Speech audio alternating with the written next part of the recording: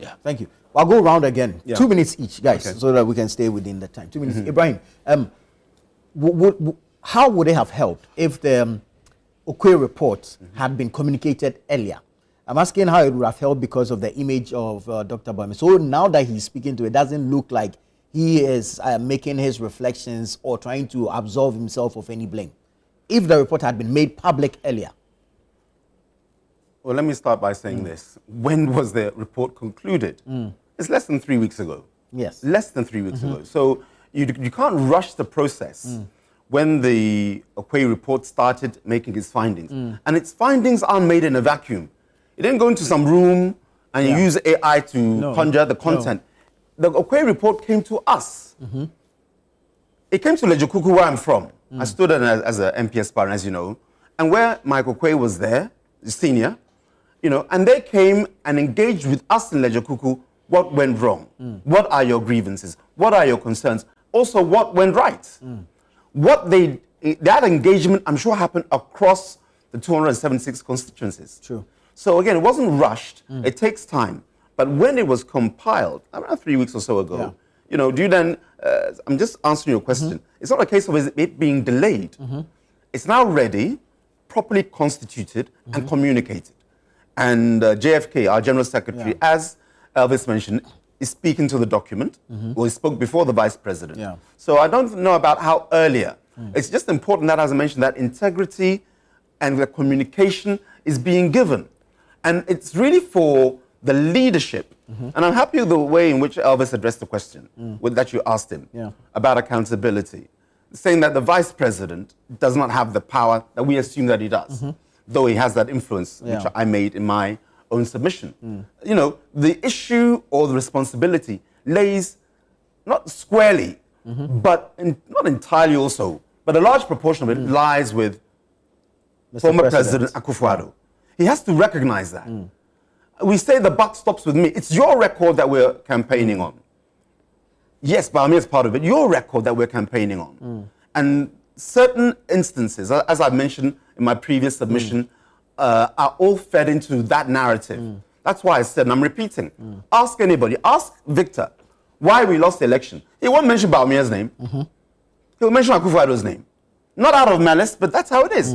Did you see us mention, what do you call it, a vice president's name in 2016? It's John Mahama's name that was mentioned. And Mr. Arthur was not, at all. Do you get me? Give me 30 seconds. And Mr. Tekbe was blamed because he was handling the money, he wasn't releasing the money. But you're constrained, and I want to use just 45 seconds more for this submission, because while we tackle the issues, I also feel that we are privileged to have this platform to also offer solutions. Right. Good. Just 45. I promise I'll be brief, just to highlight the issues. Elvis mentioned about if you increase rent income tax, because we're looking at ways to somehow control the economy, manage the economy. Victor's talking about the food crisis. Last week we talked about vertical farms and all those things. But this is what I want to submit. We needed to increase revenue. So we introduced e-levy. How much did we gain? $129 million. Way short of what the target, $129 million. Now here's a case, not even going to the rent income tax. Because rent income tax for residential, it's 8%, and for commercial, it's 15%. I want to park that aside. I put a proposal while we were in government, and I gave it to Ken Ofori-Atta. And that proposal was this: property tax, capturing property tax is somehow elusive to all administrations. Now, property means that, by and large, there's an electricity meter at the property. Am I right? Generally. Good. When you go to ECG, you'll find that there are over 3 million electric meters in their system, not my system, ECG. We have altogether, per Ghana Statistical Service surveys, we have 1.5 million residential units here in Ghana. Let's say the property tax in the year, that's the whole sum, on average is 700 Ghana. So if you do 1.5 times 700, you're getting close to, in the dollar terms, $95 million, like 1.4 billion. $95 million. Just the property tax. How do you catch it? Whereby the landlord does not added to your rent. That property belongs to the landlord, not you, the tenant. Now, you know that this property belongs to Victor Adowudu. His ECG number meter is this. So you tax the meter. So when he goes to pay his bill, it's added. Now you're telling me adding on to the utility tariffs. You owe it. And you spread it over the year. So it's not 700 BIM on his account, 700 spread over 12 months. Are you following me? Good. So and now someone is telling you about, but the tenant is going to pay for it but then you make sure that the law works, whereby that you as a tenant pay for your electricity usage, but you attach it to the electricity meter. That portion goes to the landlord. We have the landlord's Ghana card and his mobile money account. So if there are the options, either you tax the meter or directly charge the landlord. I'm just giving some ideas for us to look at. Yeah, I think it will need some fleshing out too, because not even all landlords live on their property. Which is why I'm saying that where the landlord, and most of them are absent landlords, that they don't live there, as you register, we capture your data. We know that you, Nana Tufo, you're renting this property because it's captured. You can't just rent in a vacuum. We have to somehow manage that process. And your mobile money is what? Your bank account is what? So this tax, we will surcharge you, and you do it in a way that doesn't hurt you too. Over time, you take it. And this tax will hurt.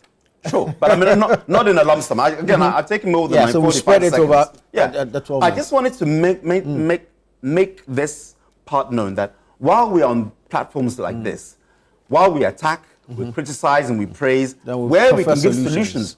Because that will also help to somehow help government create revenue, as Victor mentioned. Right. Focusing on agric. So I just wanted to add that to the two more minutes. I mean, you have listed a number of the issues in your report. Do you see the party the NPP as a party at the crossroads? And how important is it to strengthen the grassroots now that they are working towards an election in about 3 years now, or 4 years to come? Oh, this thing is simple. It's easily done. Now you're in opposition. So if you table positive things you want to do, people will buy into it easily. You admit we made a mistake. Now next time we won't do it again. This is what we want to do. People easily buy it. That's what it is. So Ibrahim proposed, I have said, if we will say every year we deploy 10,000 national service people just to collect property tax, the money we will make in this country will be crazy. Exactly. Okay? Yeah. Just say every year 10,000 people, give it to the various assemblies. Their duty is just go and chase property tax. And just to say, I agree with the property tax. It's just your approach that I was trying to understand. It's only being paid for by the state. The state is the one paying the allowance. Yes. So if in every assembly we give them a number of national service people and say the duty they are supposed to do is to just work with the revenue person, make sure that everything is collected. And it's not cash. You're not going to pay. No. You pay directly in an account. They only come and tell you that you have to pay or you face. Yeah. Because the land, apart from Ghana card and the one you mentioned, even the person who owns the land, the Lands Commission have the records of everybody who owns any land in this country. So now we have built a database of national ID. We have a Lands Commission. Now, if every land you register, they give you a barcode. We just scan now. They know who owns the land and what is the person's contact number. And so we have some databases we can integrate right now that if we really want to make money from property tax, we can make. The issue is that, I have said it, people are put in public office not to think and bring new ideas. People go to public office because of the benefits that are associated to it. They go there and you don't see any innovation that has been added to the public institution. 4 years, the person is there as head, and there's no innovative situation to increase revenue. All they do is that they go and tackle market women and say you have to pay toll. Meanwhile, there are so many other ways of making money. How to even monetize indiscipline. We are deploying 11,000 cameras in town. They are capable of capturing car numbers and giving you a bill directly that you made this. We are not making use of it to collect money from those who are being indisciplined on the road. And then, so there's so many ways that I can tell you that if we want to really sit up and make money, the president should say, you are at this place. These are the challenges here. I've given you 2 years to be able to establish A, B, C, D. If you can't do it, you are fired. After, if you go to assemblies right now, if you ask them, give me a registry of all artisans in their district, they don't have it. So if you don't have the registry of artisans in your district, How do you able to collect any money from them for all the work they do? Yeah. So you see, there are ways to do it. And you see, we are a country where we don't have benchmarks to determine whether our economy has a problem or a policy should not be implemented. Everywhere in the world, the stock market will tell you that this policy is a wrong policy. And the government has no choice but to withdraw it immediately. When Kwesi Kwati was made finance minister in the UK, what did he do? He said he was going to cut taxes. If it were in Ghana, we would be jubilating and sleeping and praising him. Yeah. But what happened? The stock market immediately reacted and said, look, the UK's debt is here. If you say you are going to cut taxes, good idea, but you have not shown where you are going to get the lost revenue from. What it meant that you are going to make the UK borrow more. When the UK borrow more, it affects all the indicators, and in terms of mortgage and people's loans and interest and everything will go up. The stock market send a signal. Immediately they have to fire him because the stock market is saying that that policy, though the ordinary person should be hailing it, is have a problem for the economy. Exactly. We must find a way for our stock market to be sending indicators to economic managers that this particular policy will not work because the impact on the economy will be ABCD. We have a sleeping stock market that no matter what policy we implement, doesn't give any reaction. Gold first have to fly to Ghana to come and meet President Mahama because the decision not to renew their lease alone, the way their stock was falling in wherever they were listed, they had to come in and say, look, we need to do something. And now they are beginning a 12-month period and say, use the 12 months as a transition period, and now your investors know that you are going to hand over the mine after 12 months. Because if that had not been done, the impact that they are having on the stock market is crazy. Yeah. So we should be able to sit in a country and say, look, let's leave the partisan issues aside. Political promises are sweet. Look, President Mahama today is sweet, is enjoying. Yeah. When we exit the IMF he's launching a next year, when we launch the IMF next year, the borrowing spree will be like, do you know why? So many promises in the money to fulfill it is not there. Local revenue, you are not coming out an innovative way to generate more money, so your revenue is stagnant. Meanwhile, the promises you have made are so huge that you need money to. That was what people blame Akua that he borrowed too much. They didn't misuse the money. Yeah, I know there was corruption and some few other things. That one was part of us. Yeah, but the promises that the promise were saying that an attempt to make sure that you implement the policies comes at the cost, and for which reason you are not generating enough. So the only way to be able to get this thing is to what? To go borrowing. Because we've established in this country that just paying salaries, statutory funds, and just three things consume all our money. So if you want to build roads, we don't have the money locally. If you want to build a house, we don't have the money locally. So everything you want to do is something that you have to go and collect the money. And now, because we've done the DEP, we've actually saved over $4 billion. We have some room when we leave the IMF. We have some room because all indicators will be looking so nice. So then that will be the basis for us to say we can borrow. Just as when we went the IMF in 2015, 2017, because IMF controlled us and the indicators were looking good. Yeah. When 2018, after IMF has left in 2019, we realized that, we could even bring in more money to do things. And that is where the interest... So you see, we should all understand that we put pressure on politicians to fulfill all their manifestos. But what we don't ask is, where is the money coming from? When revenue is the same. Now, we say we are collecting 290 billion. Right. 250 billion, but I want to spend 290 billion. 290 billion, the remaining 40 billion. But I can tell that we're going to spend more than that when it comes to the next budget, because after a year in government, the pressure will start coming. Hey, we promised this, we have not done it. Exactly. We promised that we have not done it.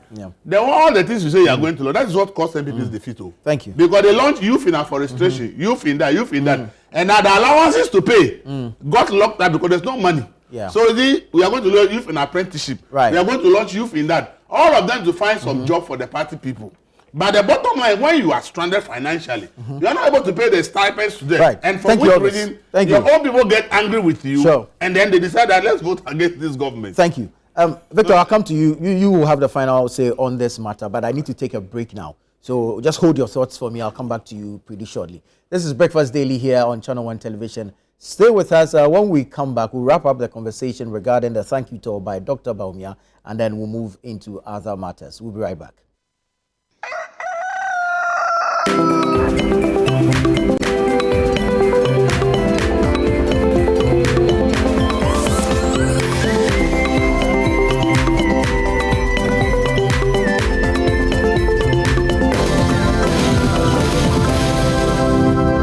I think we were looking at the economy, how to, the simple thing. I always ask, what did we do about this postal code, the digital address? The GPS. The DVS. Yeah. What is the value we got out of it, apart from naming the streets and the properties? What did we get from it? I think it's a long-term. You see, but the simple thing is this. Yes, I agree with the harmonizing, integrating all the databases. But now every property, every land has a digital address. So even if you say every property for a month, every digital address property is paying only 1 cedis or 10 cedis. In a month, how much shall we make? These are, low-hanging fruits that we could use that because it is identified, the digital address, the name every day. So at the end of the month, everywhere, you are just 1 cedi. How much shall we make as a nation?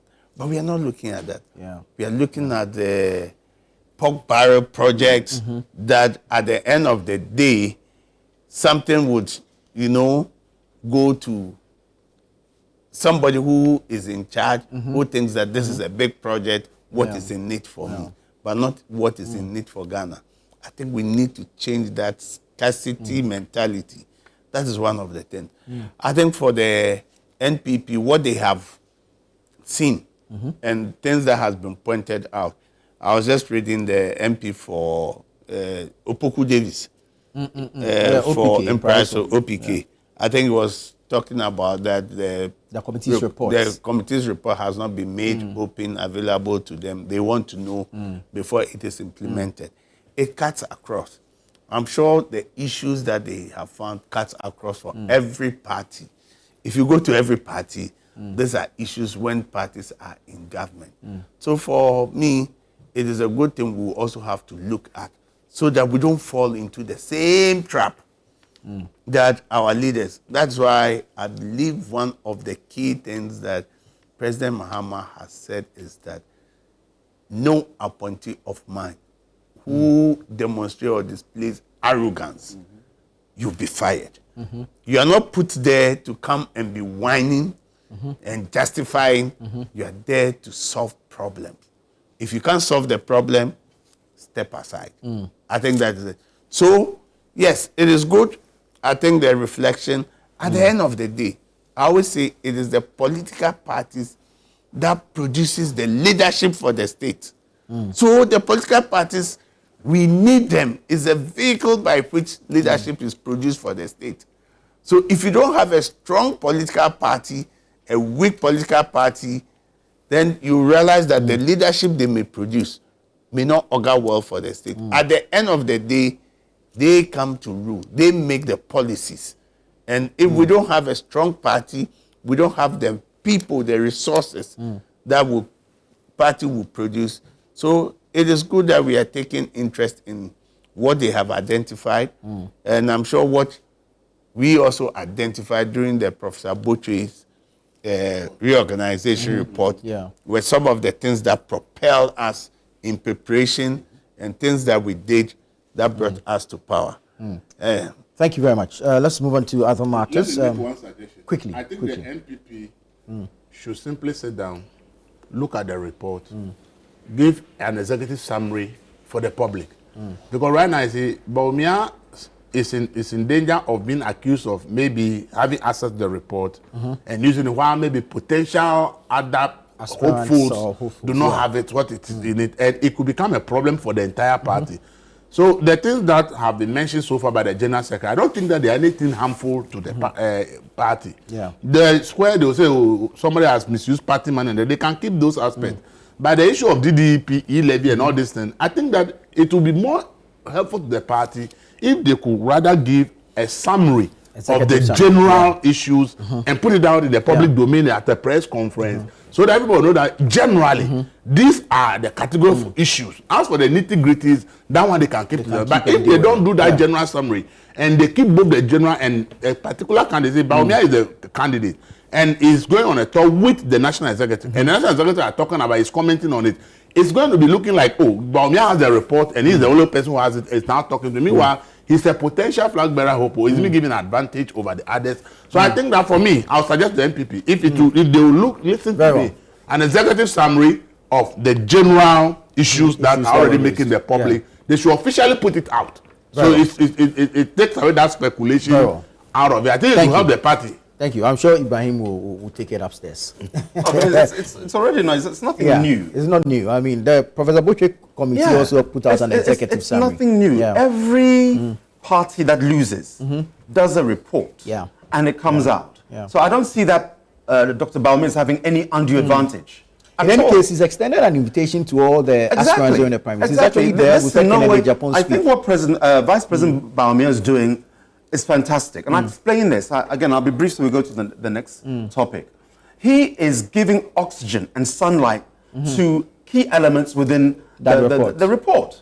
You know, and thank you, Victor, for mentioning Kwesi Botchwey report. I forgot it. I did my research and forgot to mention it. Kwesi Botchwey report will tell you why we lost. I'm talking NDC at the time. So there's no undue advantage. And he was the flag bearer. I don't think there's any undue advantage that all the other aspirants need to somehow be given privileged information. Elvis is right. It will come out in due course. These things do. And when it comes out, it's for we as a party to look honestly at the content of the document and act accordingly. That's right. So we will lead and you follow.